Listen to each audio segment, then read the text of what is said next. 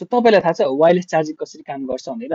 ल यो हेरौँ है त। सो बेसिकली के हुन्छ भनेदेखि चाहिँ हामीसँग चाहिँ एउटा चार्जिङ प्याड हुन्छ र त्यो चार्जिङ प्याड जब पावर अन हुन्छ सो त्यसमा हुन्छ एउटा ट्रान्समिटर कोइल। सो त्यो ट्रान्समिटर कोइल चाहिँ के हुन्छ जब पावर अन हुन्छ त्यसको वरिपरि चाहिँ एउटा अल्टरनेटिभ करेन्ट जेनेरेट हुन्छ है त। सो अल्टरनेटिभ करेन्ट सँगसँगै त्यसको वरिपरि एउटा इन्भिजिबल म्याग्नेटिक फिल्ड पनि जेनेरेट हुन्छ र त्यसको कारणले चाहिँ अब हामीले जब हाम्रो आइफोनको पछाडिपट्टिको भाग हुन्छ त्यसमा पनि एउटा रिसिभर कोइल हुन्छ। जब हामीले तलमाथि यसो ट्याप्प राख्छौँ नि सो के हुन्छ भने चाहिँ त्यो ट्रान्समिटर कोइल थियो चाहिँ रिसिभर कोइलमा चाहिँ हाम्रो इलेक्ट्रिसिटी पास हुन्छ। सो त्यो इलेक्ट्रिसिटी चाहिँ हाम्रो ल अफ इन्डक्सन अनुसार के हो भनेदेखि चाहिँ हाम्रो एसी त्यो म्याग्नेटिक फिल्ड थ्रु एउटा कोइलदेखि अर्को कोइलमा पास हुन्छ।